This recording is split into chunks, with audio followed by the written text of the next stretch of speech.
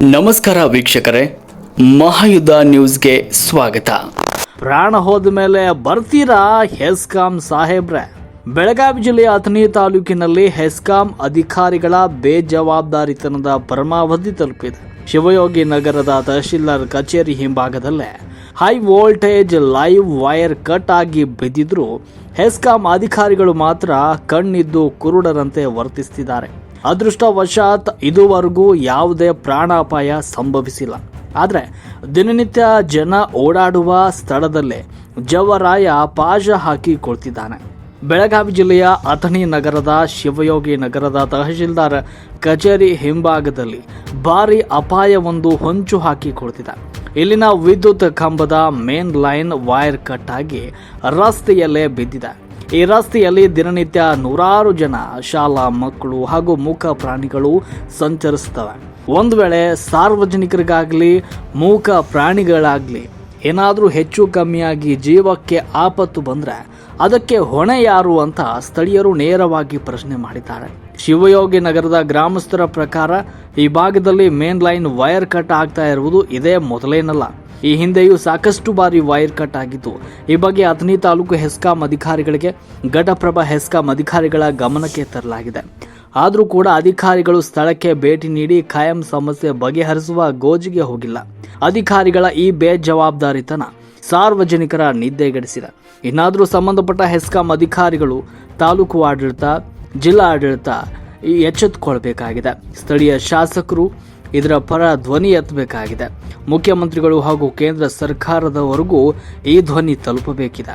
ಸಾರ್ವಜನಿಕರ ಜೀವದ ಜೊತೆ ಆಟವಾಡ್ತಾ ಇರುವ ಹೆಸ್ಕಾಂ ಅಧಿಕಾರಿಗಳು ಇನ್ನಾದರೂ ಎಚ್ಚೆತ್ತುಕೊಳ್ತಾರಾ ಅಥವಾ ಮುಂದೆ ಇದೇ ರೀತಿ ನಿರ್ಲಕ್ಷ್ಯ ಮುಂದುವರಿಸಿ ದೊಡ್ಡ ಅನಾಹುತಕ್ಕೆ ದಾರಿ ಮಾಡಿಕೊಡ್ತಾರಾ ಅನ್ನೋದನ್ನ ಕಾದು ನೋಡಬೇಕಾಗಿದೆ. ವರದಿ ಮಹೇಶ್ ಶರ್ಮಾ, ಅಥಣಿ.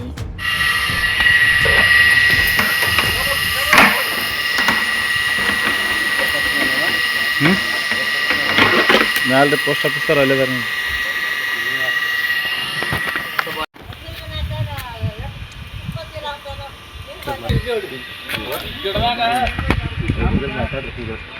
ಇದನ್ನ ಎಲ್ಲ ಹೊಡ್ಕೊರಿ ಚೆನ್ನಾಗಿ.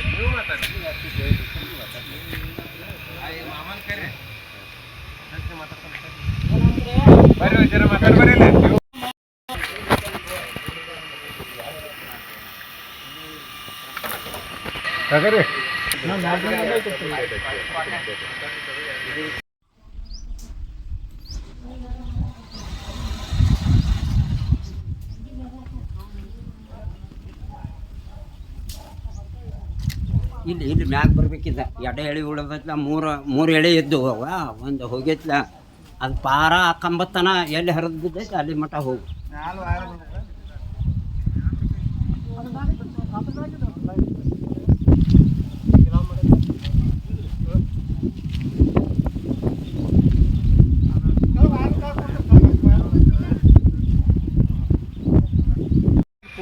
ವಿಡಿಯೋ ಮಾಡೋದು ನೋಡತ್ತಿ ಸ್ವಲ್ಪ. ಇಲ್ಲಿ ಏನು ಸಮಸ್ಯೆ ಆಗೈತ್ರಿ? ಮನಿ ಮ್ಯಾಗ ಬಿದ್ದು ಮತ್ತೇನು ಊರಿನ ಹೇಳ್ತೈತ್ರಿ. ಅದ ಏನು ಬಿದ್ದೈತ್ರಿ ಮನಿ ಮ್ಯಾಗ? ವೈರ್ ರೀ. ಎದ್ರ ವೈರ್? ಇದು ಮೇನ್ ಲೈನ್. Main line? ಹಾಂ. ಏನ್ರಿ ಮೇನ್ ಲೈನ್ ಬಿದ್ದೈತ್ರಿ. ಬಿದ್ದು ಬಡ್ಡ್ಯಾಗೆಲ್ಲ ಯಾರಿಗ್ರಿ ಏನ್ರಿ ಸಿಗಲಿಲ್ಲ ಪಾಡ್ ಸಿಕ್ಕರಗತಿ ಏನ್ರಿ ಕಲಾಸ ಆಗೋದಾಗದ. ಹಾಂ ರೀ.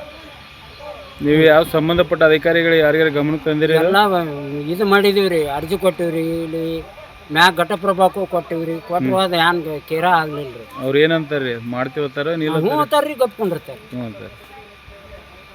ಇಲ್ಲಿ ಸ್ಥಳೀಯ ಶಾಸಕರನ್ನ ಯಾರಾದರೂ ಭೇಟಿ ಆಗಿದ್ರಿ?